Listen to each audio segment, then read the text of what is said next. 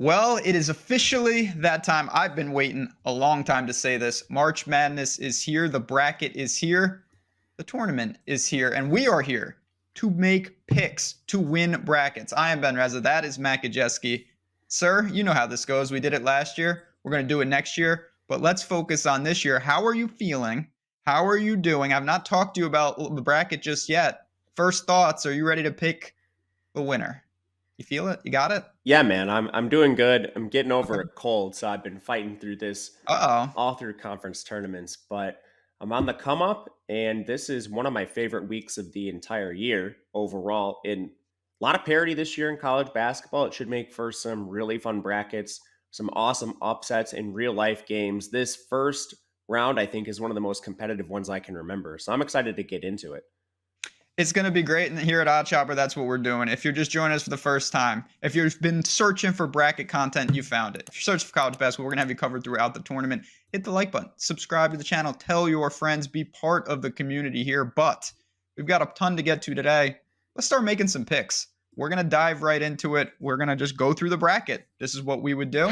Again, some of these games will go pretty quickly because they're absolutely creative players, creative schools, and then some competitive ones we'll get into. Let's start in the top left. We'll start in the South. Well, this should be easy. We got Alabama taking on either Texas A&M, Corpus Christi, or SEMO, a team that I don't like that abbreviation. We know Bama's going to go far. Obviously, there's no chance they get tested here, correct? None whatsoever. None whatsoever. Look at that. We're picking at 100% clip. They will take on the winner. And this is a weird game. We got Maryland, who was unbeatable at home, can't do anything on the road, against West Virginia, who played in the gauntlet of the Big 12. Competitive spread, competitive game, or bracket. Where do you lean here? Yeah, this is one of those games where, first of all, for like these bracket challenges, really think about how many people you're playing Yep. against. If you're playing in a small field, say like your fantasy football league that's 10 or 12 guys, I think largely you want to just follow the spreads for these first rounds. But if you're playing in like a 200 person office or one of these like Yahoo, CBS pools, that's where you can get off the board. I do actually think Maryland should be favored in this game, but they're coming in as about a 2.2.5 underdog. When you look stylistically, West Virginia is a team that plays a lot in isolation. They require a lot of shot making from Eric Stevenson, whereas Maryland is a strong defensive team overall, very balanced in terms of what they do in offense and defense. Whereas West Virginia is a team that relies on kind of that shot creating from one player more or less, more than anyone else. I know they have Trey Mitchell inside, but I think Maryland is the overall stronger team. What was your view on this? Yeah, I'm gonna lean to Maryland if you're down to take a slight upset here. I think these are two evenly matched teams. I'm not overly concerned about it because I think that Alabama will crush them. So let's put in the Terps. Yeah, I'm not gonna lie, Alabama's gonna crush them. All right, San Diego State. This is a weird game. Maybe a potential popular upset. You get San Diego State against College of Charleston. Different stylistically. Smell an upset, or do the Aztecs take care of business? These are two teams I want to fade long term, so it kind of sucks that they're playing each other in this first matchup. San Diego State is horrible on offense, and Charleston actually shoots more threes than any other team in the country. Unfortunately for them, they haven't been able to self evaluate because they're only 211th in the country in 3-point percentage. So you've got a relatively efficient offense in Charleston that can't really figure out that they're not shooting threes that well, and a team that can't score at all in San Diego State. With both of these factors that I want to fade long term, I'm just going to default to the higher level of competition and go with San Diego State, who plays in a much more competitive conference. Their schedule was ranked 34th this year, whereas Charleston ranked 305th, and they were lucky to finish with the record that they actually have. I'm going to go with San Diego State as well. Too much defense. Again, I respect the Mountain West a little more than what College of Charleston played, even though they're 31-3.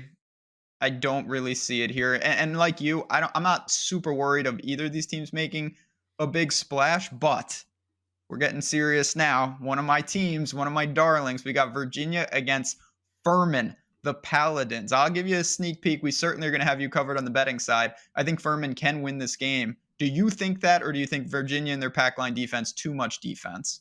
I think they can, but why can't we just flip flop these matchups? Why couldn't we have Furman versus San Diego I would State? love that. Yeah, I would be picking Furman for the upset for sure.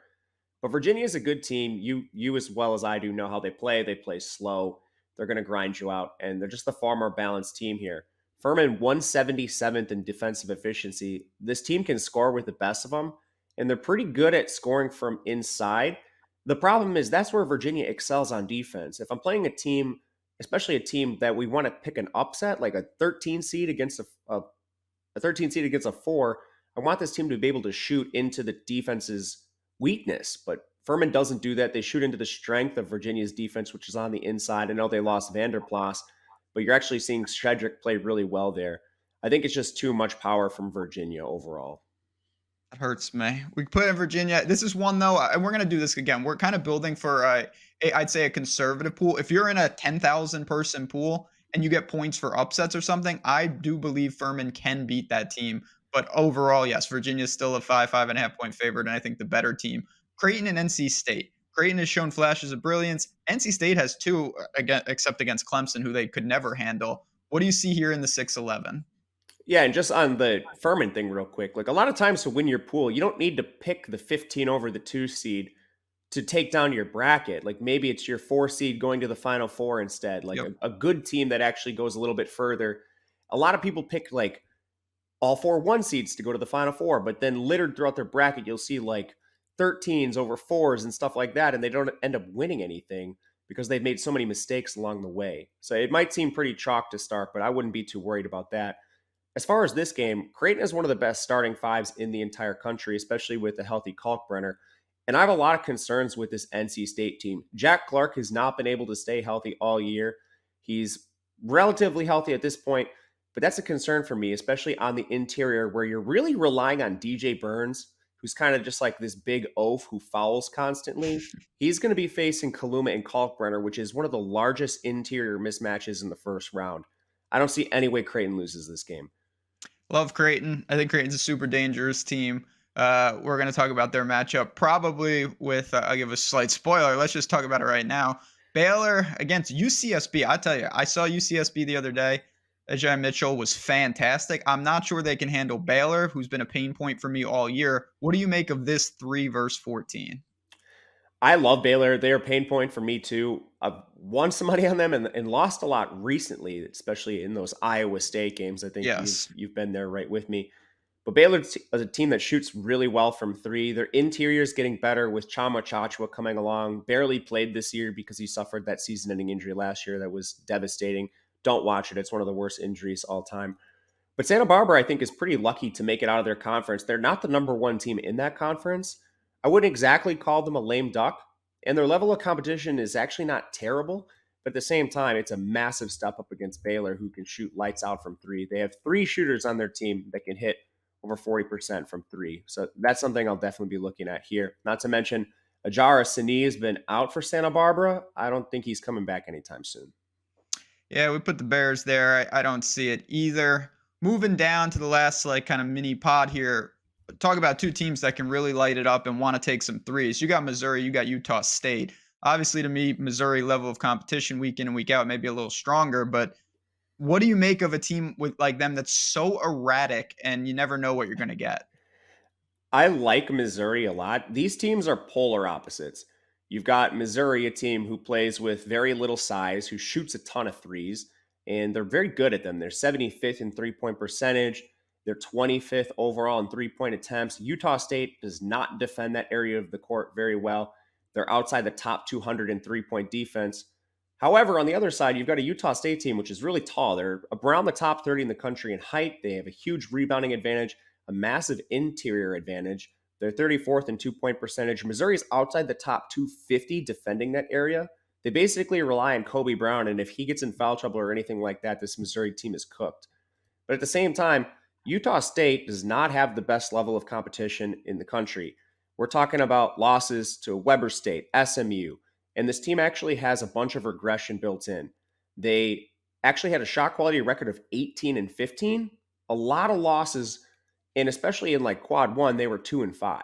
So this is a big step up in competition for them. And this is not an underdog based on the overall rankings of these teams or the seeding of these teams, but Missouri is the underdog in this game.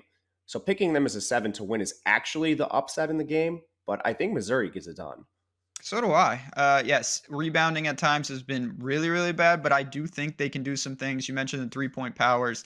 they've got a ceiling on them. I know we're going straight higher seeds so far, but I do see some spots where we can mix it up. And Missouri, as you mentioned, is kind of an upset pick, ironically. So We've picked two of them. Maryland is an upset pick too. yep, yep. Even though they're again in an 8-9 game. All right, let's round out the first round on the top left. We don't need to spend a lot here. Shout out to Princeton for beating Yale. Yale's a good team, but Arizona's obviously different. I don't see you call. I'll give people just a sneak peek behind. You go in the Wayback Machine. You told me that Oral Roberts would beat Ohio State on this very show a couple years ago or last year, whenever that was. I assume you don't see that here with Princeton. No. No. All right.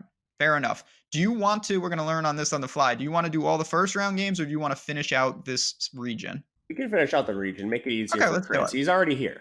Yeah, come on now, Chris. Producer All right, Chris here we will go. make it easy on him. Man behind the glass. So we've got Bama and we've got Maryland. Maryland's that super balanced offense, but can they slow down Miller and these guys? I don't think so. I'm going to take you kind of behind the scenes with my model and just talk about the betting line. As it stands today, no major injuries, anything like that when we do these look aheads. Bama, you'd find as about a 6 or 7 point favorite on a neutral court. I think they're a lock here. Yeah, I would agree. I don't see them getting tripped up by Maryland.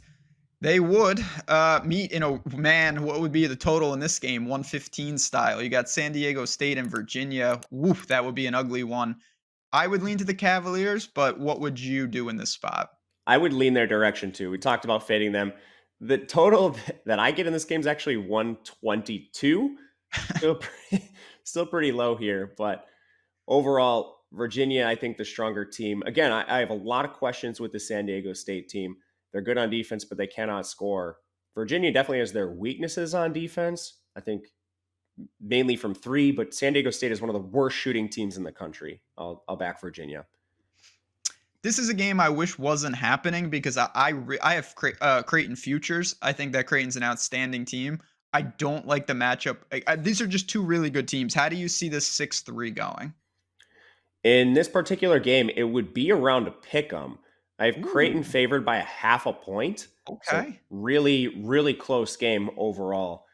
But for a lot of the reasons we talked about above, Baylor does have weaknesses inside. You're really relying on Flo Thamba, Chamba Chachua. Creighton's balanced throughout. And some of Creighton's underseeding, in my opinion, comes from that stretch of time where they lost Kalkbrenner, and then he came back a little too soon, and that's been well documented. So he's back. He's playing full minutes, full health.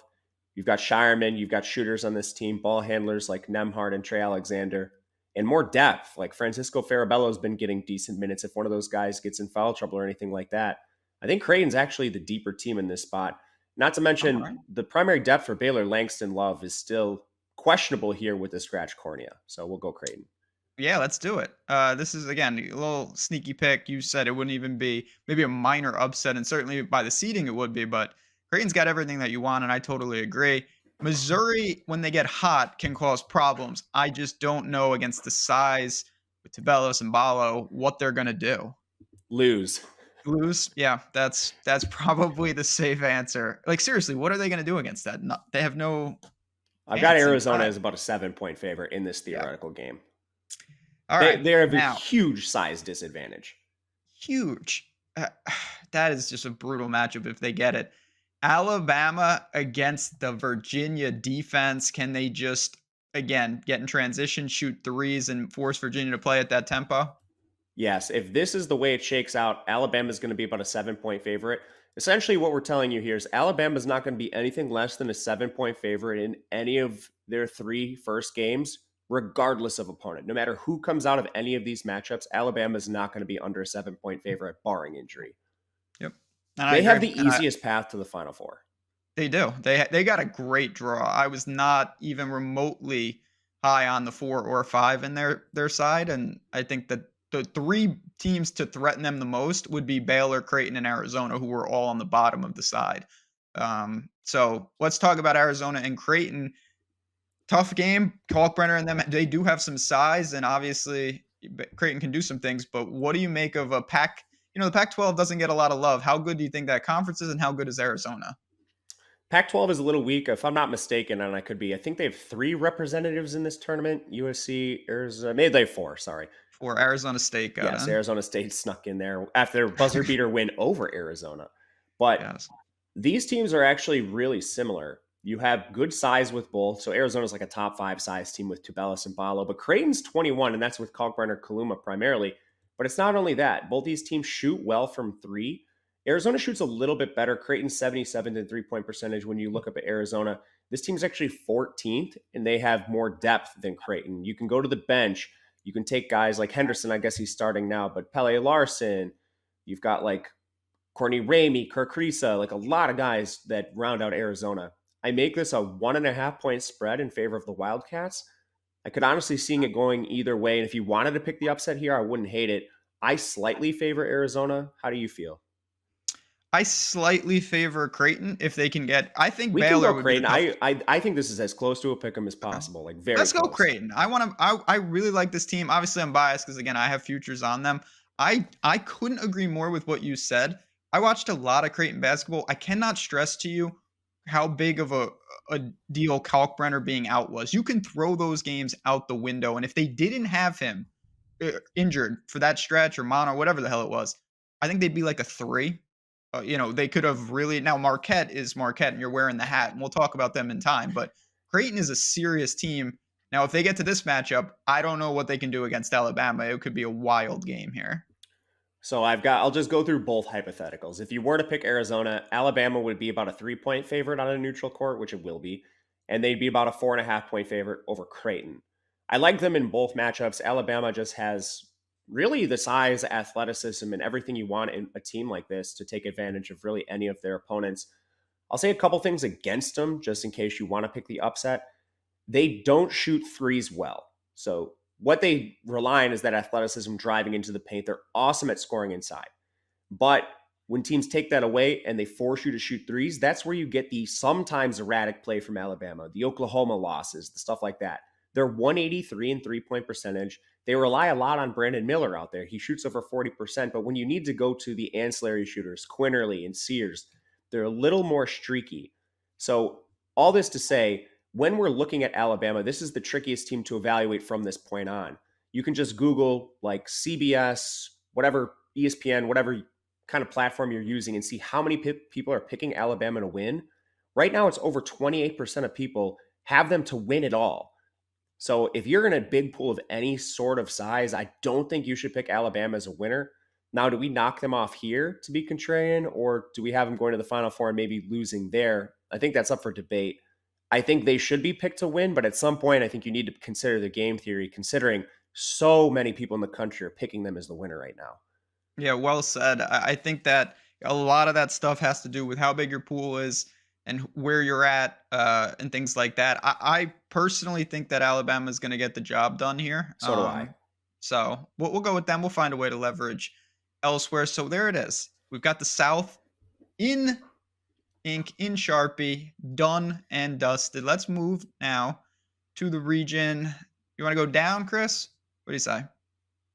Okay, we're going to go down here, but I'd be crazy not to tell you what we got going on here at OddsShopper. If you're betting college basketball, we're going to have coverage on that.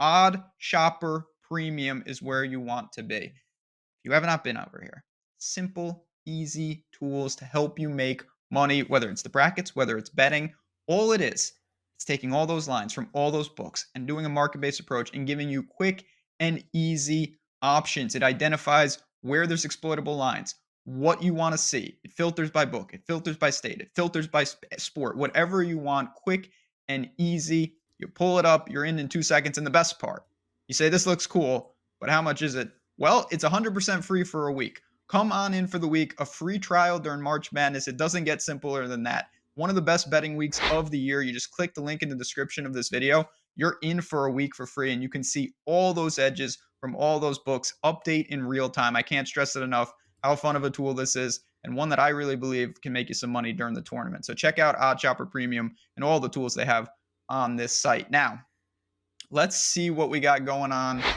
in the bottom with Purdue. Purdue gets the winner of Fairleigh Dickinson and Texas Southern, who has 20 losses on the year. Matt Painter can lose to anyone, but then he's not going to lose to these teams, correct? I don't think so. He did lose to St. Peter's, though. So he did. Everyone's like, oh, no one can stop Edey. Well, the Peacocks stopped them, but we'll see. Now we're getting serious. 8-9. Memphis, and again, we'll get into Marcus Sasser and we'll talk about that, but Memphis took Houston to the woodshed in the conference tournament. Absolutely dominant. Kendrick Davis is unbelievable. I want to hear what you think about FAU, though, a team that I didn't know anything about before the year, and they look damn good all season. Yeah, they won a million games, and they played a tough conference as well. That conference has a lot of good teams. North Texas, they could have pulled off an upset, and they beat Purdue 2 years ago. UAB could have pulled off an upset. UAB should be in this tournament. They're better than some of the other teams that made it at large. But all that to say, I don't think we should discount FAU. The spread in this game is 2.5 points, could go either way. I want to see how this game shakes out throughout the week because I have a scary suspicion that this could be a game where like 80% of the people pick Memphis after what they did to an injured Houston in that title game. What do you think about that? I definitely think that there's something to that. So Memphis is a team, and there's always a couple in a bracket that freak me out. I think Memphis is one of the most dangerous teams that could go really far, or they could just get knocked out in round one. Boom bust team. If you're looking for a dark horse, they have a pure alpha in Davis. It's not that I just saw their game yesterday. I think Penny's got this team really experienced, really ready to go. I just don't know. FAU, they're a good team. This is not to me like Charleston. I think they're worlds better than a team like that. All right, so just a couple things. Offense, FAU 14, Memphis 71. Defense, FAU 17, Memphis 60. Rebounding, FAU 21, Memphis 153. Turnover margin favors FAU. Fouling margin favors FAU. Free throw percentage, that favors Memphis, is about all they have, which is really interesting because effective field goal percentage favors FAU as well. So from there, it's like, is it a level of competition thing? Is Florida Atlantic just facing a bunch of slappies, as you put it, every single week? And I don't think the answer is yes. This is a team that ranks 26th overall in the country. They have wins against some pretty quality opponents. They beat Florida in non-con, and that was back when they did have a healthy Castleton. So I don't know. I think FAU can get it done. Owls. Here. Okay, I like it. I'm content with that. Again, built a bracket last night on the Pat Mayo show with them and went a different direction. But I like the Owls here. This is a contrarian pick. If you were just to have me predict each game, I would predict Memphis. But if we're building a bracket and trying to like pick our leverage spots, FAU I think is live. I mean, they're only 2.5 point underdog. If like 90% of people are picking Memphis, I'll just take the easy leverage. Absolutely. That's how you got to do it too. Now, this is an interesting one because Oral Roberts is definitely going to be one of those teams. You and many others saw them thrive, in the tournament before, but Duke has hit their stride. There's no doubt about it. Do you see upset here? I don't. I think it's neither Duke. do I. I like Duke a lot. So yeah, give me Duke there. Now I'm going to ask you the same question. Tennessee and Louisiana, obviously Tennessee down a key guard. How much does that change them? And will it show here or just later in the tournament? I think it shows later in the tournament more than anything else. The good thing about this is we can kind of evaluate how much that's worth. First of all, I don't think Louisiana Lafayette's really like the team to take advantage of Tennessee here. They're still an 11-point underdog, but we can leave the Zakai talk for when we have Tennessee in the next round, I suppose. Yeah, I agree with that. Tennessee's defense is still outstanding. I think they get it done here, and it really caps their ceiling. Fascinating game with the 6-11. Kentucky. Everyone talks about St. Peter's, or at least I think about them beating Purdue. They started that run by beating Kentucky. Them and Providence always gets in weird tournament games. How do you evaluate this interesting stylistic matchup? Certainly an interesting stylistic matchup. You have a really banged up Kentucky team. I think they're getting healthier now. We've seen CJ Frederick kind of try to come back, then get re-injured a bunch of times. I don't know how much he's going to give them, but they have Case and Wallace back, who at least gives them a ball handler, which is awesome because when they had Reeves handling those duties, it was not pretty. I don't think we see Xavier, but maybe we do at some point. Regardless, he got benched before the injury anyway, so I don't think his addition means too much. The real struggle for Providence, I think, is going to be guarding Oscar Tshiebwe. Now, they're a little more built to do this than some other teams. The height advantage for Kentucky is only 82 versus 148, and Providence is an excellent rebounding team. They're 10th in the country in rebounding, whereas Kentucky is 3rd overall. Both these teams kind of suck at shooting, both outside the top 100 in 3-point percentage, outside the top 150 in 2-point percentage, and the defensive edge goes to Kentucky. So that's where I'm going to lean, follow the spread and follow the defense here. Really weird matchup in this round. Yeah, It is a weird matchup. I'm not just because of last year. I'm going to go with Kentucky as well. I think they just too much. This is a strange part of the bracket for me is the bottom here. You've got Kansas State, who, I mean, I don't know about you. I'm stunned with how good their season was. What a really impressive showing from their coach. They take on Montana State, who, again, has got some experience in the tournament. I just don't know if they can get it done here. Yeah, it's kind of a tough matchup. I think if you're looking for a 14 seed over a 3, this is probably the one.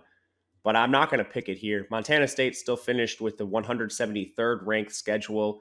I mean, they lost to like Grand Canyon early in the year. Their best wins, I think, are really like, I don't know, Southern Utah, who ranked 111th in overall power rankings this year. Like, they don't have any big wins over anybody. No. So it's just too much. I think you've got Noel, Key Johnson. Like, this is an awesome Kansas State team. If Montana State maybe had a different 3 seed, I'd think about it. And honestly, the spread's only 8.5. I would have expected more, but I think it's still too much for them. Yeah, I agree. We'll talk about that a little more in depth. I think it's more of a conversation if you want to take the points in the betting world. But when you're talking about a bracket, unless you're getting some type of bonus for an upset or you're in a crazy large pool, I wouldn't really get too crazy. Here, you've got Michigan State, who's always in the bracket against one of the Pac-12 teams that, not controversy, but USC is here. What do you make of Michigan State? Not the elite Izzo team, but we've seen them make deep runs from high seeds. Yeah, I think Izzo is losing his touch a little bit here. This is a weird stylistic matchup. So USC is not the greatest shooting team. They're really strong inside. They're number 2 in interior defense in the country. That's what Michigan State tries to attack. They've been playing through Joey Hauser and really poorly too. This team is 279th in 2-point percentage, and USC is awesome at defending that. And why I say that is because, this team is actually good at shooting threes. They're 4th in the country in 3-point percentage, but they rank 292nd in 3-point attempts per game. So I don't know if Izzo can't read a box score or even figure out the 3-point percentages of his own roster, but they're not taking enough threes. And in this game, that is where USC is weak on defense. So you basically have like the offensive strength versus the defensive weakness of both teams. And the only team that actually plays through their strength here is USC. So I think the Trojans are the play for me. I think this game should be closer to a pick 'em. Right now I'm seeing Michigan State -2. So if you were betting against the spread, that's where I'd go. But I'm comfortable with the upset here. All right. Well, 10 seed action, minor upset with USC. I think Michigan State probably going to be a very public side for brackets. Everyone sees them every year. Oh, I'll just take Michigan State. So maybe some leverage there. All right. How do you feel about your boys drawing the Catamounts? You nervous? No, this is a very favorable matchup. Oh. This is some of the biggest money coming in so far in these games has been on Marquette. The line has moved 2 points already in their favor. Yeah, I mean, last year Marquette was one of the most disgraceful showings of any tournament game ever when they lost by 75 points to North Carolina. But I tell you what, Kolick and co, that team is dangerous. They're very, very good, and I'm interested to see how far you have them going. Let's find out right now. We go back to the top. Purdue against FAU. Too much Edey, or can the Owls keep it going? I think it's still too much Edey here. Yeah, I would agree. It's hard. I think Purdue's Memphis would be a tougher opponent if they got through and give them more of a test. But I think that round 1 game for FAU is dicey at best, to put it lightly. Like, I don't think it's any lock Memphis gets out of there, but they match up better against Purdue. That's one of those things. That's kind of what I was trying to allude to earlier. Like, if I do take Memphis in some brackets, I'm going to probably have them coming out really far. They also could lose right from the start, so it is dangerous. Duke and Tennessee, a 5-4. Is this where maybe Tennessee's at times lack of scoring shows up and Duke is starting to hit their stride, or do you think the Vols can do some things? This is a really interesting game, and this is another one where I'm very curious to see where the public goes, because both these teams are going to play slow. Duke plays really slow, and then Tennessee obviously lost Zakai Ziegler on offense, but there's resources to look up how much players are worth versus their own team. Ziegler is really good. He's a top 30 player in the country, but Tennessee's really deep. They have 7 players on their roster in the top 250. So I think there's the potential that they might be able to get by this without as much dropping off as some other teams. Not to mention, this team has battled injuries all year. They've barely had Josiah Jordan-James. He's back playing 30 minutes now. If he could round into form, that would be fine. You really just need like a ball handler and a distributor. Santiago Vescovi is an awesome shooter. He can shoot over the top of any team, and this team is still elite defensively. Not to mention they have good size and they have depth in on the interior to kind of match up against a team that's going to play a lot through Filipkowski and Lively and stuff like that. Tennessee's 23rd in the country in height. That's actually a pretty good matchup against Duke here. They have at least the bodies to neutralize them. Now, Duke, number one freshman class in the country, they're really coming into stride here. And a lot of times you see that with young teams underperform early and then they really perform well in the tournament once they adjust. I'm still picking Duke, but I think it's closer than the public's going to lead you to believe. Like, you hear the talking heads on CBS and bracketology. A lot of people are picking Louisiana to beat Tennessee. Yeah. I'd love to see them take that like plus 600 money line, but none of them are going to. No, they're not. Duke is definitely, of course, going to be public side. We know that. I do think they will get it done, but I agree closer than the experts think they're. What is this? Kentucky and Kansas State? I just don't even want to talk about this game. I have no idea what would happen here if this is the matchup. This is going to be a really fun game. I hope it actually comes to fruition here. As far as the spread goes, I have this as almost a pick 'em. Kansas State is a half-point favorite here. Kansas State, I think, is a team that actually can neutralize Kentucky here. I like their ball handler well. You have an awesome player in Key Johnson who plays the 3-4. And what I like about this team specifically and why I think they can maybe defend Kentucky is they have bodies inside. Now, a lot of them aren't like the best player on the roster or something, but if one of them gets in foul trouble, you can just bring in the next one right away. Like Ish Massoud, he's actually a good shooter. He can play inside. Tomlin. They have a lot of guys inside that they can throw at Tshiebwe. And Kentucky doesn't really have the scorers around Tshiebwe to take advantage of this. It's kind of just a two-man show, Tshiebwe and Case and Wallace most of the time. They haven't gotten enough meaningful minutes from players like Livingston and Reeves. Reeves is a horrible shooter, and that's all he does. I think this is where Kansas State gets by Kentucky. Okay. Yeah, I'm fine with that. Game's not in the octagon of doom, but what do you think? Do you think it's Kentucky? No, not really. Kansas State's a team the Big 12 has been confusing to me. It really has. Like Iowa State and Kansas State and Texas to a lesser extent. I'm just not sure how good any of these teams are. We're going to find out.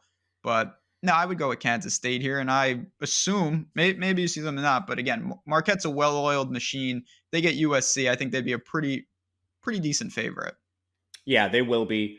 And they're a team that actually can shoot threes. So I think they can get past the USC interior defense, which is suffocating, and live through the Cam Jones and the Tyler Kolek threes and just shot creation that USC simply doesn't have. Duke and Purdue. Is this where Purdue... I'm looking for a reason to knock them off. I just don't know where it's going to be. Is this where Purdue gets bounced? So if you're in larger pools, I think a lot of people are going to be trying to do that. Where can we knock off Purdue? I think a lot of people might be fitting the Big Ten. I do think this is a reasonable place to do so. Duke is going to be about a 4-point underdog, depending on how they look in their first two games. If they continue to roll through opponents and continue their win streak, maybe it's closer to 2 or 3. But I think Purdue still should be favored here. The question to me is, can Filipkowski handle Edey inside? And honestly, I think he can. I think Filipkowski is a more athletic big than Edey. Edey just has the size advantage on him. And then Duke has the role players around him. You know, you've got like 7-foot Lively. You've actually gotten solid minutes out of Roach and Proctor and have good shooters like Mark Mitchell on the floor as well. I think Duke is the more balanced roster at this point. So it might be chalky, but I actually kind of agree with it. I would go with the upset. Yeah, I would too. Listen, Lawyer and Smith and these guys, I'm not sure how they'll handle it, but I do think Purdue's going to get into a game where Edey is not playing Ohio State and they're like non-existent bigs on the inside. And I want to see what happens because it's not going to be that simple against Duke. On the bottom, Kansas State and Marquette. The floor is yours. You know this team better than anyone. That is very generous, but thank you. Appreciate the how many Marquette games you've been to this year? It's got to be more than 0, right? Yeah, I've actually only been to 2, egregiously, but yeah. And one of them was against Georgetown, so I don't take my opinion. Oh my God. It's an atrocious game. But in this spot, the model makes Marquette about a -3 favorite. Kansas State, I think this is a tough matchup for them again, especially looking at how Marquette plays on defense. Marquette mainly defends the three a little bit well, but they're this turnover creating, havoc causing defense. Kansas State is 328th in turnovers. That's going to be really hard against this Marquette defense. Obviously, they're top 15 in turnover creation. It's kind of how their defense thrives. They'll pressure you with the press when they can. They'll put a lot of pressure on the ball handlers. And outside of Noel, this team does not, Kansas State that is, does not have really strong primary ball handling. So I think that's a major advantage in Marquette's direction. Again, Marquette is super strong across the board. They shoot threes pretty well. They're actually number 5 in the country in 2-point percentage, not because they play through any sort of height, but they are just an offense that creates really good opportunities through their ball movement around the rim. So that's a way to exploit Kansas State moving those bigs, whereas Kentucky is going to have Oscar Tshiebwe grinding on the interior. Marquette's going to put these bigs in space. So I think this is still a Golden Eagle spot, and hopefully it's not just me being a homer. No, I'm with you. I like Marquette quite a bit. I honestly think that Marquette might represent this region. Do you against Duke? I think they could as well. I'm going to pull up the spread here. The hypothetical? Duke is such a hard team to handicap right now. They are. It's got it about a 2-point favorite in favor of Marquette. I actually don't agree with that with Duke's recent play. I think it's probably a pick'em or Duke -1 or -2. And again, Duke, some of the teams, again, Marquette has struggled with have been teams with bigs, like Donovan Clingan earlier this year at his best game against Marquette. If you can effectively use your bigs in space, and what Duke can really do that some teams with bigs can't is shoot the three. Like Filikowski's not a bad 3-point shooter. If you can move these players around and switch your defenders and actually play on offense with these bigs in space, I think it could be a problem.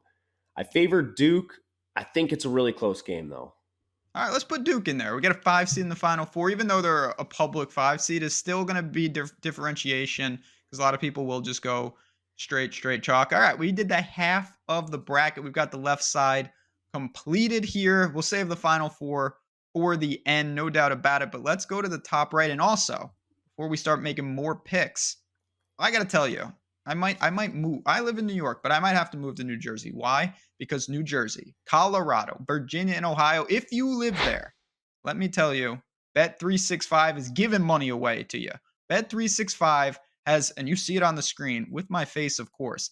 If you sign up at Bet365 and deposit $10 to claim an offer, bet a single dollar, $1, get $365 in bonus bets. The link is below. It is that simple. Now, if you don't live in one of these states, you say, well, that sucks. There's still plenty of offers. Again, they're in the links below. You can take advantage of them. But I want to just give a special shout out to Bet365 in those 4 states, New Jersey, Colorado, Virginia, and Ohio. If you live in there and you're not taking $365 of just straight bonus bets, I don't know why you wouldn't do that for $1.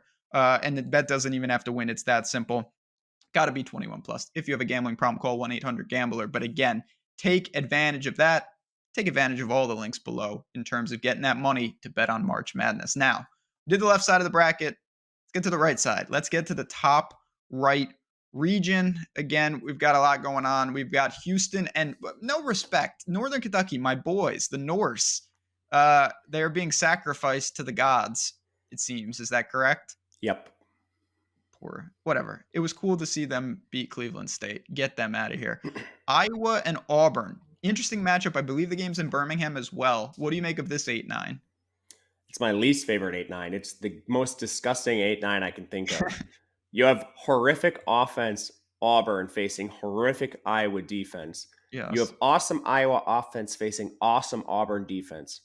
Who wins out in a matchup like that? Auburn, but Yeah, I agree. I think Auburn is better players, and they have a better conference. So that's what I'm going to side with, but flip a coin for this one if you want. Yeah, give me Auburn, but I agree. Miami, I'm a big fan of what they do. They've got guards. They've got everything. I don't know anything about Drake. It's a team I haven't seen a ton of in the Missouri Valley, I believe. What do you make of this 5-12? Drake hasn't played anyone good this year. This is a team with a really, really weak level of competition. It's actually 194th in schedule. But their best wins are against Louisiana. They did beat Mississippi State, but overall, outside of that, their best win is against Indiana State. So, I mean, this team has a lot of questions, I think. overall, you've just got a really tough opponent on the other side. I don't really see any way they do this. The reasons you're going to hear people maybe pick Drake is Norchad Omier got injured for Miami. No update on his status yet. If he plays, you're just dead in the water. Yeah, give me the Hurricanes.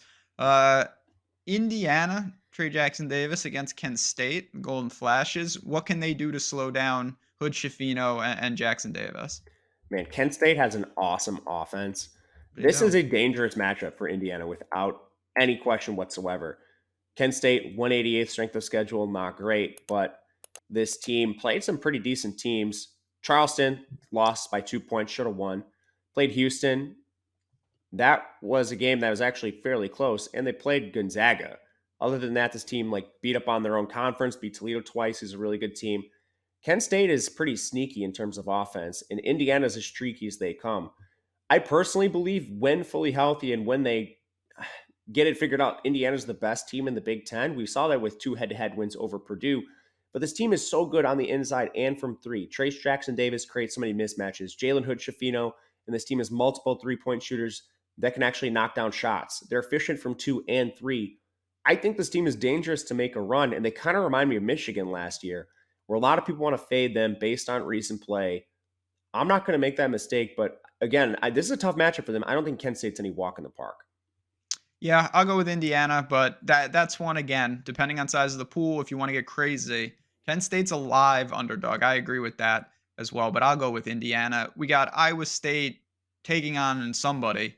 What do you think here? I think it's going to be Pittsburgh personally, but I don't have a strong take on this game. I agree with you, and Pittsburgh a 1.5-point underdog against Mississippi State, but Pittsburgh has a great roster, and I wouldn't this is a really tough game to do for your bracket show. I think Iowa State beats Mississippi State, and I think they lose to Pitt is kind of how I view this. I agree. But do you want to put if we click this, Chris, does it put Pitt through? How does this work? Yeah. We get either of them. So. Okay, so we're gonna should we say this is Pitt though, just so the viewers? Yeah, we're know? saying this is Pitt, but this is a caveat. If Mississippi State loses in the playing game, I would pick Iowa State. I agree. Yep. So, okay, well, the viewers know that now. Yeah, the viewers know. They got it. Now, the second Owls team in the bracket is Kennesaw State. Very, very, I can't believe it's not Liberty, because Kennesaw State proved that they can handle it. But, man, that's impressive from them. They get Xavier. Not the full Xavier, but still Xavier. Yeah, pretty good Xavier. Xavier, team that crushed Creighton in the semifinal before getting crushed themselves against Marquette. Yes. That's just going to happen in the Big East, good conference. Those teams beat up on each other. They got a cupcake matchup here. I cannot believe Kennesaw is a 14. No, me neither. Xavier rolls them. It's the worst 14 seed by far. Agree. Totally agree. And to me, this is the best 7 seed. I don't understand why Texas A&M is a 7. Them and Penn State, again, interesting matchup, as we've said a lot today. What do you make of A&M and what do you make of Penn State? Well, I've been fading Penn State 3 games in a row in the Big Ten tournament, and they've covered all 3 of them. And prior to their game against Purdue, if you look at shot quality, they should have lost every single Big Ten tournament game they played. So as you can tell, this is a team I'm fading. They actually have some of the highest luck factor to make the tournament. This team should be 15 and 18 overall, if I'm not mistaken, per shot quality. I didn't reference that, but I looked at it this morning. This is the luckiest team in the tournament. And Texas A&M, maybe just because of the conference they play in, is one of the unluckiest. They made it to the SEC title game. They were the 2 seed in that conference. They're getting a lot of good minutes out of Wade Taylor, Tyrese Radford, 3 solid guards. They're thin on the interior, but they're getting a little healthier. As long as they don't have foul trouble, I think they have the kind of team that can easily handle a Penn State team. Penn State's entire offense is Jalen Pickett dribbling down the court, turning his back to the basket, backing the defender in as far as he can, then either passing for a 3 or trying to create something himself. That's it. That's why their offense is so bad, but they've been so lucky recently. You tell them, because I bet Indiana against them. Same. Did not work. Illinois. I hear they you. played in the second round. Yeah, I don't even remember who it was. That's give me Texas A&M. Same. Yeah, get them out of here. All right, so Texas A&M is on the board, and of course we got Colgate and Texas. Texas a couple years ago got tripped up by Abilene Christian. Colgate is not Abilene Christian. They can score, but I don't know how they stop Texas. Yeah, I remember that Abilene Christian team. It was like a top 20 defense, kind of like St. Peter's last year, where you get these slow teams that play really good defense. And if they Yeah. hit their threes, like they can beat a team. That's the exact opposite of Colgate. Yes. And their coach is now the UTEP coach, and UTEP buried me all year. They're not in the tournament for obvious And reasons. All right. Soleil Boom used to play there. Yeah, they really could have used him this year.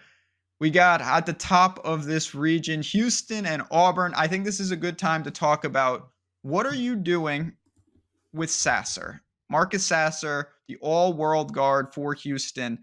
I assume that if you thought he was really injured, you would play this differently than if you think he's completely fine. Yep, I think he's fine. Everyone thought he was playing in yesterday's game till tip-off when Calvin Yeah, he Sampson warmed didn't up. start him. I mean, he went through shoot-around. He warmed up fully. There's footage of it. Not whatsoever any limitations, none. I think this was just precautionary. And Houston's an 8-point favorite over Auburn, at least when they're fully healthy. I agree. I think Houston is Kelvin Sampson's no moron. It would have been nice to win that game, but they're not going to sacrifice Sasser to try to beat Memphis 3 times. I think Houston at full strength is extremely dangerous. Listen, they're an elite team. We know that. Will they take on Miami or Indiana though? This is where I think the Norchad Omier injury is key. With Miami, they don't have a lot of size. And Norchad Omier kind of plays a small ball 5 for them. They're typically playing with 4 guards, and he's the guy they have on the floor at the 5. If he's out versus Trace Jackson Davis, I think they're cooked. And I think Indiana has advantages regardless. Norchad did not play in their most recent game, I believe. I can't remember if he got hurt in the most recent one or he got hurt in the game before. But regardless, he didn't return from his injury, and it hasn't looked good. There hasn't been an update, which a lot of times isn't good either. Indiana might just straight up be the healthier team. And again, Indiana can play inside with Trace. They can shoot threes with Hood Schifino and the rest of their roster. I think we tentatively slot in Indiana, but we'll leave the caveat, watch the status of Norchad Omier. I agree. Couldn't say it any better. So put Indiana in there. Hoosiers will take on the Cougars soon enough. Pittsburgh is a good team, but Xavier is a real good team. How big of a deal do you think the Fremantle, just not having him as part of this team is for them? We have a big sample now. Fremantle hasn't played in like a month. No, it's been a while. So we've seen a lot here. I think Pitt is live for an upset, but Xavier's played pretty well without him. They have a bunch of good guards. Like Soleil Boom, there's a really strong argument he should have been Big East Player of the Year. But Pittsburgh has a pretty deep team as well. They're getting solid minutes from their 6-man, whether it's Nike Sabandi or Greg Elliott. Blake Hinson's kind of the only guy they use inside, though. Frederico is not awesome. So I think that's a tough challenge against Nunji, who's coming off one of his worst games of the year against Marquette. I favor Xavier overall, but I think Pitt is really live on the upset here. And if this comes out as a 6-point spread or somewhere close, which my model has, I'd probably bet Pitt, but I think Xavier gets it done. Okay, that's one to keep an eye on then, particularly if Pittsburgh even gets out of that playing game. That can change that. If it's Iowa State here, I like Xavier too. Yeah. Oh my God, just don't get me started on Iowa State. Texas A&M and Texas, the old rivalry that never happens anymore.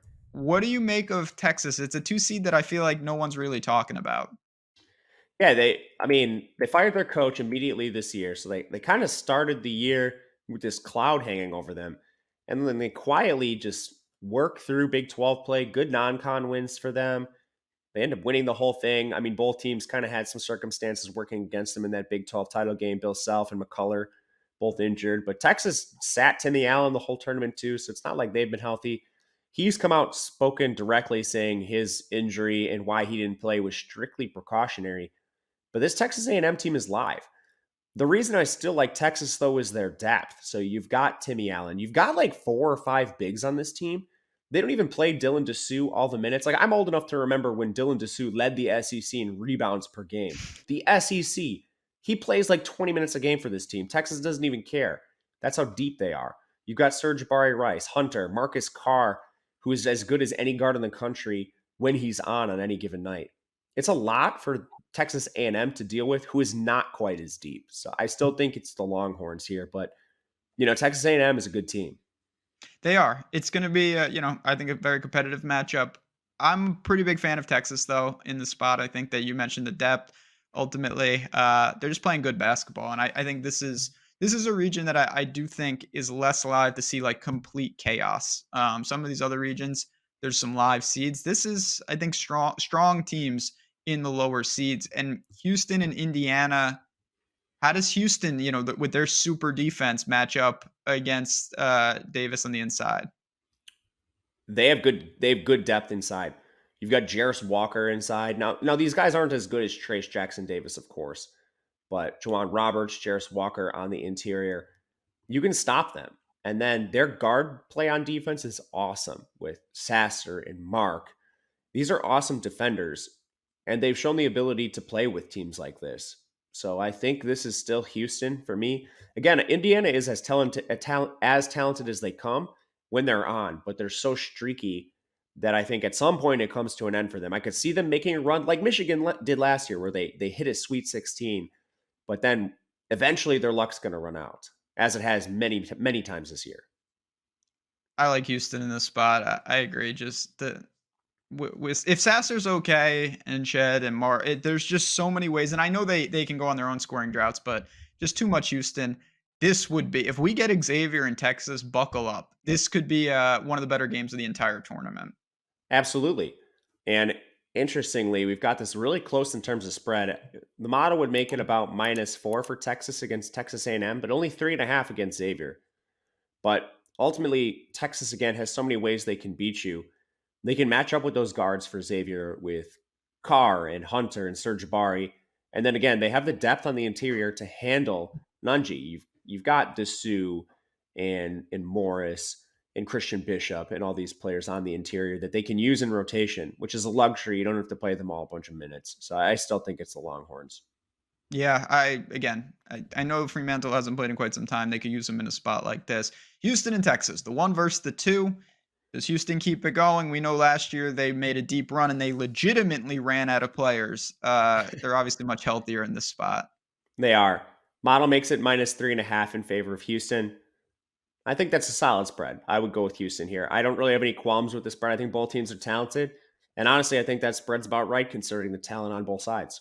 Yeah, I would agree. I think Houston just gets it done, and Houston, as one of the favorites to win this thing, will get out of their region. All right, one last region, then we'll go to the final 4, and we'll put a bow on this, our first bracket show. Again, if you are looking for bets, don't go anywhere. OddsShopper has got you covered. We're going to be breaking down all the bets at all the tournaments and everything from OddsShopper Premium. You guys see it again there. A quick shout out. If you want that free trial, go to the link in the description and sign up completely free for a week. Easy, fun, effective, and it can make you some money during tournament times. All right, let's get to this last region. See what we got going on here. Again, we've talked through a lot of different types of teams. We've talked through a lot of different types of matchups. We've pulled some upsets. Let's talk about Kansas. So they're going to get past Howard. We don't need to talk about them there. Sorry, Howard. Congrats on being in the tournament. They'll take on Arkansas or Illinois. Who are they going to take on? I can't hear you. You're muted. I was muted because I was coughing. Thank Oh, you. it's okay. The sickness got me. Anyway, in this game, 2 wildly inconsistent teams, just wildly inconsistent, especially on offense. Arkansas expected a lot from them this year, a lot of injuries. They lost Brazil, and then Nick Smith coming back was key for them. But Illinois is a weird, streaky team as well. This team is not the greatest shooting team, despite having like Meyer, and then from 3, you're going to rely on I guess Terrence Shannon. But overall, Arkansas's defense, I think, is where they get it done. Their length is so key for this team. You've got guys like Council who play as guards, and they're 6'7". It's going to create a lot of problems for Illinois. So I think that is where the biggest difference in this game is. But 2 wildly inconsistent teams, and it comes primarily from their shooting. Weird matchup that they're both like this. I think Arkansas is slightly better in terms of talent. And I think, honestly, they're a little underprojected against the spread. And when you look at any of their efficiency metrics, because they played so long without Nick Smith. Yeah, I like Arkansas. I don't know. I expected more from them. At Maui, we're not going to go down the rabbit hole. Like early in the year, it's like, oh my God, Arkansas is going to be amazing. And then they lost Brazil. Nick Smith's knee couldn't get healthy, but they still got plenty of pieces.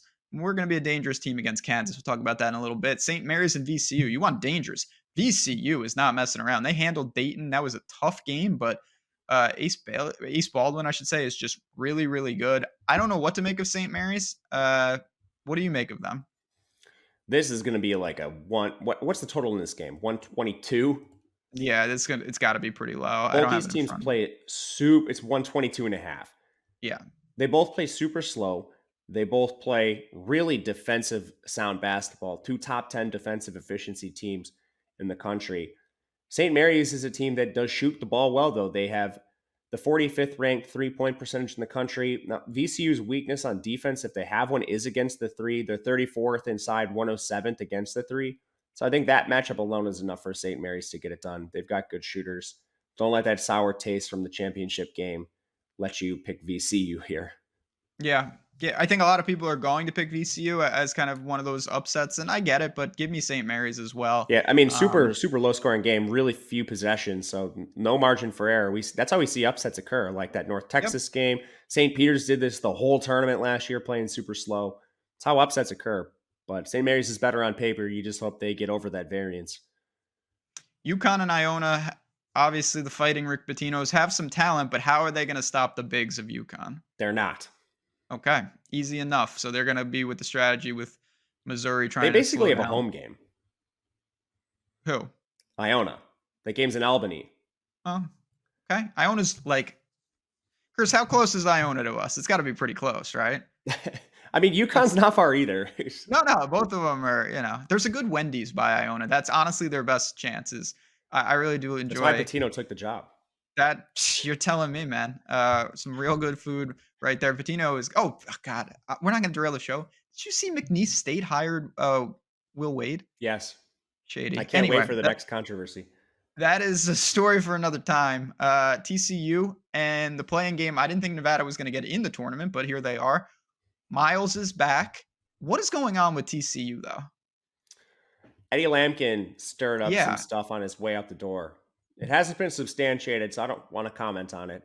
Regardless, a little bit of funkiness going on with that program. Eddie Lampkin left, and now they're left a little thin inside. Shouldn't really matter too much against these teams. I think Arizona State is more alive to take advantage of the matchup, but I think TCU is overall better. Yeah, I would agree. Give me TCU here. All right, now we're getting interesting. So Gonzaga's getting their shit together. They smoked St. Mary's. They take on the Antelopes of Grand Canyon. I don't think this is going to be an upset. It's about 15 points. Do you? I think this is going to be. I wish Grand Canyon had a better matchup here, man. Like Grand Canyon's a team that could take advantage of somebody. They actually played a decent schedule, but man, getting Gonzaga as the 3 here, that is rough. That is rough. Bad draw for them. I mean, Grand Canyon, it's just funny to think about, like, Grand Canyon against a team like Kennesaw State. To me, they're not even comparable. But here you are. Anyway, Northwestern. There's one of your Big Ten schools against Boise State. This is an interesting matchup. What do you see here from a 7 seed in Northwestern? They're one of these teams that's terrible in offense, but plays really good defense, like stifling defense. They've been pretty fortunate winning some like low scoring, grinded out games. Should have a lot more losses, like their Wisconsin game should be a loss. One thing we can say about Northwestern is they're going to shoot a ton of threes, and whether they're hitting them or not, I think is the big key to the game. But overall, they do have some weaknesses on defense too. So they're pretty good at defending the interior, but they rank 168th in defending the 3. Boise State is 81st in 3-point percentage. The main thing I'm a little worried about is just Northwestern being pretty big. Is it too much for them on the inside? Boise State's 289th in height. Northwestern's 52nd. I'm going to pick Boise State tentatively just because they can shoot the ball. And they have a really good starting 5 when they're actually out there and healthy. They're the more balanced team. I don't feel good about it, and it makes sense. It's a pick-em game, but I'm going to go with Boise tentatively. I'm going to go with Boise as well. I like the Mountain West a little. I think some of these teams can cause some problems. I've seen Boise State play quite a bit. I don't think it's overly important because, well, unless you tell me UNC Asheville's got the formula. They do have a real good kid. I think his name is Pimbro or something, but he's a player. UCLA's losing bodies left and right, but I assume it doesn't matter in the first round. Not in the first round. Okay, so UCLA. There we go. Now to the top, we've got Kansas, we've got Arkansas. What do you make of this matchup? I think Kansas is going to lose at some point before So do I. people want them to. They're just not deep whatsoever. They only have two good players in the team, two and a half if you consider Harris. But at the same time, I don't think Arkansas can score. So that's a problem for me. Like if a 1-8 upset occurs, this is the one I think people might overlook, but honestly it might be just as likely as, like a Memphis over Purdue. Arkansas is that talented. Their recruiting class is right up there with Duke. They have NBA players almost across the board, but they can't shoot the ball at all, not whatsoever. Nope. So they're going to need to create shots. They're going to need to create opportunities on defense, play in transition. That's hard against Kansas. Kansas has a couple really good three-point shooters. Grady Dick, of course. DeJuan Harris actually shoots over 40% from three. You might not know because he's such a coward and he never shoots the ball, but he actually has a really good shot statistically. I mean, at some point, you're going to need more than Jalen Wilson and Grady Dick to score for you for Kansas, though. I think they get it done here narrowly, but I'm not a big fan of this Kansas team long term. Neither am I. I don't think it's crazy to think Arkansas beats them, but I would agree the prudent move is to take Kansas. Again, that's where size of tournament, things like that, because Arkansas's got guys. Nick Smith can create his own shot. Walsh can create his own shot. Certainly Council can as well, but the shots don't go in from behind the arc. St. Mary's and UConn. Weird. I don't know, man. I don't know what St. Mary's can do against UConn, but what do you think about this? I don't know what they can do either. I like UConn in this matchup. Defending Sonogo is going to be hard, assuming he gets his normal allotment of minutes. He has been known to foul at times. But overall, St. Mary is a team that I think is going to have some struggles here in this matchup. And I like this team. St. Mary's actually plays with some height too. They're 54th in height, UConn 61st. So it's not like it's just a walk in the park for Sonogo. But this is a spot here where I think you just have the overall better team in UConn, who's top 15, both on offense and defense. St. Mary's is a top 10 defense, but at times they can struggle scoring. They're reliant on that three-point percentage. And unfortunately for them, UConn's 15th in the country defending threes. Give me the Huskies as well. I just think a little more dynamic. It's not a knock on St. Mary's. These are just good teams. TCU and Gonzaga. I'm pretty high on Gonzaga in life. Are you? I don't know what to make of them. A lot of times this They year, don't play defense. Drew Timme is one of the worst defenders in the country. Like, holy smokes, the guy just stands there, doesn't do anything on defense. He could get cooked at any time. Unfortunately, TCU doesn't really have a strong big that takes advantage of that right now. I love Miller, but he's not like a true five. But like, who has Gonzaga beaten this year? They've played their schedule is extremely easy. In their non-conference, they have a couple good wins. They have some questionable losses too. So when you look at them, they lost to Texas on neutral, Purdue on neutral, Baylor on neutral. They beat Bama and Kentucky. Those are both solid. But then they also have losses to like Loyola Marymount. They lost to St. Mary's. I mean, I still have questions with this team. Outside of Drew Timme, how do they score? What I can say, though, is that they've come on a lot recently, and they've gotten useful minutes out of Anton Watson in particular. Julian Strother has been good all season, consistent. For me, with Drew Timme, I'm just not sure how TCU can stop him on the inside. I think you're kind of working three studs for three studs on both teams, and which one eventually wins out. If you're in a bigger pool here, I wouldn't be surprised with a TCU upset. But overall, if you're playing like your 12-man fantasy football league that does the March Madness pool, I'd pick Gonzaga here as the safe play. Yeah, I mean, offensively, Gonzaga's been better than anybody lately. I get Watson's it, been and good. they're gonna need some like Malachi Smith. Some of these peripheral guys are gonna need to step up in big ways. I'll give you that, and then don't play any defense. But give me Gonzaga, Boise State, and UCLA. Will the injuries catch up to UCLA here, or do they survive in advance? I think they survive. It's really just Jalen Clark, it seems like, for this team. I think Adam Bona's going to play. So Okay. I think they go by. How many times have we seen this matchup? Classic game. Well, we'll get to it in a second. Kansas and UConn first. Is this where we knock Kansas out? I think we can. I think this game should be around a pick 'em. It'll be Me Kansas too. favored, but I don't think there's a lock that Kansas gets by this team.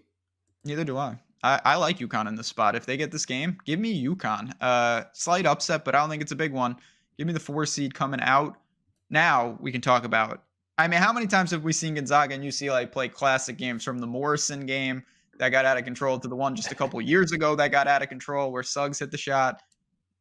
Is this where UCLA maybe gets exposed, or can they do what they need to do? Adam Bona's status here is going to be big. He plays the 5 a lot for them, and that allows them to move Jaquez around to other positions. I'm not as interested in UCLA if we need to play like a small ball 5 with Jaquez, but if we have Bona in there, who's a pretty good defender against Timmy, I think UCLA has enough bodies to get it done. People will talk about the Clark injury, but they've been hurt all year. This team has basically played with 5 of their 6 studs for the entire season. It's not just been Clark. Like at times this year, Amari Bailey's been injured. David Singleton's been injured. Like they've had injuries. It's really, and Jaquez is, he always deals with some ankle injuries here and there throughout the year. But when you look at their starters, it's kind of just been Tiger and Jaquez the year, and then they've rotated the rest of the 3 around him, and they're all pretty good. So as long as they have that starting 5, I think it's fine. And I think some of your ancillary players are also getting healthier too. Like Kenneth Nwuba has been dealing with a hip injury. He's kind of like your reserve big who's going to play 10, 12 minutes for you when Bona needs to come off the court. And he's not a complete stiff out there either. So I actually think UCLA is the team I'll prefer here. Do you think it's Gonzaga? I personally do, but we can go with UCLA. We can go with Gonzaga too. It's going to be a close game regardless. Close game. No, let's go with UCLA. I've talked about some of these different matchups, and again, you're going to find all different types. I think that Gonzaga is a serious threat to make a run. You mentioned the health of UCLA. We got to keep an eye on that. Jaquez, yeah, he rolled an ankle again against Arizona. He does that seemingly every game. He was fine. He stayed in the game. UConn and UCLA, what a fascinating. I hope we don't get this matchup because it'll hurt my personal brackets. But if we do, is UConn going to the Final Four? Yeah, I think they absolutely can. You talk about a team that has the ability to play with a team like UCLA. I think they're a little deeper than like a Gonzaga. I think they're deeper than a Kansas team that might potentially be here. This team has a deep roster, and Adamas Sanogo has been playing like 27, 28 minutes a game. If they fully unleash him into like a 30, 32 minutes, God forbid he plays 35, the offensive efficiency for this team is ridiculous. And then you have solid guard play and deep guard play. This team is like an 8-player bench, and they'll use a lot of it. I think UConn is actually a team that might be a dark horse to reach the Final Four from this region. I like it. I'm pretty high on UConn, and a theme is emerging, and I think you can do this. I have some March Madness content in terms of some tips and tricks, and one of them for brackets is maybe pick a conference and overextend. And we've got Creighton going a little further than people expect. UConn. We don't think Xavier's in a slouch, and Marquette as well. Maybe we're saying that the Big East is really good. I think they are. Yeah, and one more thing here, just like you'll see people pick like Grand Canyon as an upset in their first round, not realizing like Grand Canyon is a double-digit underdog. Like picking Texas Southern against a 1 seed is like a 20-point underdog. That's not a recipe for success. But like UConn over UCLA, like that game is going to be within 3 or 4 points. Like Duke against Marquette, that game's going to be like a 2-point spread, one way or the other. That's not a huge upset. What is a huge upset is Grand Canyon. What is a huge upset is Texas Southern and these 14 seeds beating the 3s and the likes of that. And you being able to, like they'll happen, but you being able to predict them is just not likely.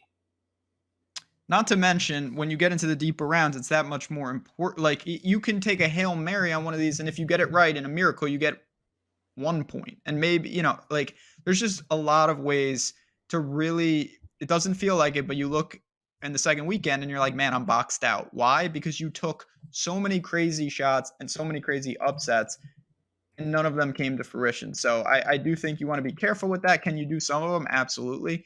But keep that in mind. All right, the Final Four is set. Let's get to this. Again, if you guys, I hope you made it this far, hit that like button. Subscribe to this channel. If you have any questions, more information, and you can't find it here, Matt_Gajewski on Twitter. You can follow him there. You can follow me at JazzRazDFS. We're going to be around. We're going to be answering questions, and we're going to be doing a ton more March Madness content. But the Final Four is here. Alabama and Duke. What do we do in this spot? I think Alabama has the easiest path to the finals, and we've mentioned this. I think the only reason to stray from them is if your bracket has enough people. Say you're in like a 200-person office, not offense, 200-person offense. So anyway, I think they have the bodies to get it done against any team in the country. I think they are the number 1 team in the country for a reason, and I will pick them here. Do you have any difference? I think the only reason not to is if your pool is just that big and so many other people are going to have them. Again, I couldn't agree more. Do I think you have to have them? No, absolutely not. You can change it up. You can do different things. To me, though, if you ran this 1,000 times, like Alabama's getting here a lot. And for that reason, I like it. On the other side, yeah, man, I want to see Roberts and Walker and Chaney take on the bigs, and I want to see Sasser and take on these UConn guards. Fascinating game here. What do you do? All right, I have a question for you because I assume like people are going to be outraged. Like, how does UConn get this far? What do you think the spread in this game would be? 3.5. Yeah, but I have it as 3 points. Houston would be a Yeah. 3-point favorite over UConn on a neutral court. Yep. People don't like again. Oh my God!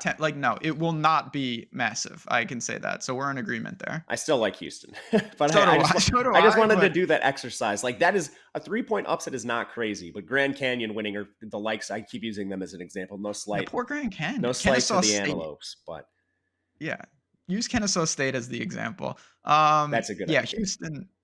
Again, and this is going to be a popular final, so we're going to need to do good in the first rounds. But I think we've set the stage there. Man, if we get this game, fireworks. Can Houston finally do it, or is this Bama's moment? These teams played this year, and Bama went into Houston, and Bama ravaged this team. I watched it. That was an awesome game. The It thing really is, was. you still have streaky Bama. You still have Bama shooting. They rank 183 in 3-point percentage. They hit their threes that game, and they could do that in any individual game. What I like about Bama is they're finally getting full minutes out of some of the players that weren't playing in that Houston game, at least not to full capacity. Javon Quinterly tore his ACL in the tournament last year. Now, he's played most of the year, but he's come along slowly, as you can imagine a guy 6 months removed from an ACL will. Clowney is playing full minutes when he doesn't foul, but it doesn't matter if he fouls. You still have Bediako and Gurley. This team has 4 or 5 bigs. They legitimately have like 6 or 7 4 and 5-star guards. And if they're not, they're vets. They're Mark Sears. They're guys that have played around the NCAA for a while. Houston's solid. They have a great starting 5, but they just do not have that depth. I don't see how they get by Bama. I'm with you. I want to find reasons, and again, there are reasons to find it, but man, Alabama just has it all. And yes, they're gonna have a game or two where they shoot 28% from 3, but if it's not against one of the elite teams, they will be able to survive. I'll call for the Crimson Tide as well in this particular bracket. Do we have a final score? Give me a final score before we bounce on out of here. 74-68. Okay, that's nice. Low 142 on the board. Let me again, see what I have friends. the total at. Yeah, why not? Why not? The bracket is in. There's so many ways you can go. Again, there's just there's a million teams that we didn't even have advancing far that I have interest in too. So it's just going to be a great tournament. Last question before we leave. I do want to just ask you this.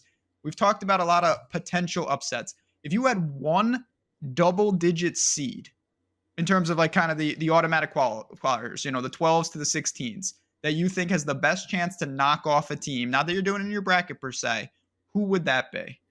So it has to be a double-digit seed? You like the Kent States of the world. Oh, man, I am wildly unprepared for this question. I'm sorry. I'm going to give mine then. You go first and I'll give you mine. Okay. So I do think there's a couple teams, but I want to give a shout out to Furman. I think that Virginia, the way they play and they slow the tempo, I know it's not a perfect recipe for success, but Bothwell and co. learn these guys' names on Furman. They know what they're doing, experience, they can score on the interior. And I do think that Virginia has shown, it's not because they lost to a 16 seed, but at times when you play that style, you can get caught up in weird games. I think that Furman can beat that team, and I think they're a very dangerous seed in terms of like a 13 or something. Slauson. They got guys. Foster. They got guys. That guy rules. He's a player. So I don't have a specific team. I'm sorry, I wasn't prepared for this. But what I would no, that's fine. I'm going to give you I'm going to give you a couple examples. And Furman, for what it's worth, does fit the bill of a team I'm looking for. They shoot a ton of threes. Like, you need a team to get hot, and they need to have good 3-point shooting. And Slauson's actually awesome because he's like a 6'7" forward who shoots threes really well, so he creates mismatches. But other teams that kind of fit this mold, Oral Roberts, of course, is going to fit the bill. They're 5th in 3 points on the year. They're 35th in 3-point percentage. Colgate, I don't think they get an upset, but if you were to get a team that does upset a 2 seed, it's Colgate. They're number 1 in the country in 3-point percentage. That's a team to look at. Otherwise, it's pretty strong in terms of seeding. Like, I love Kent State. I wish they had a stronger first-round matchup, but they're a team I think could make a run if you get a bad Indiana game. Yep. I'll isolate those 3 and I'll isolate those 2 and then agree with you on Kennesaw. But those are kind of what I'm looking for in my upsets if I'm trying to pick one of these teams to get it done. There you have it, friends. Again, the bracket is in the books. There's going to be so much more content here at OddsShopper. If you're looking for best bets, if you're looking for short form VODs, if you're looking for anything related to college basketball or any sport, we've got you covered. And I do want to give a special shout out to Bet365. Once again, if you are in those states that I mentioned, New Jersey, Colorado, Virginia, or Ohio, you can turn $1 into $365 just by depositing $10 and playing at Bet365. The link is in below description of this video. And if you're not in those states, check out everything else, including get your free trial for March Madness of OddsShopper Premium for me, for Matt, for our 3rd member of the team, Chris behind the glass. Good luck. Enjoy the tournament. You're going to be seeing both of us plenty. But until next time, everyone, enjoy, and we'll talk to you guys soon.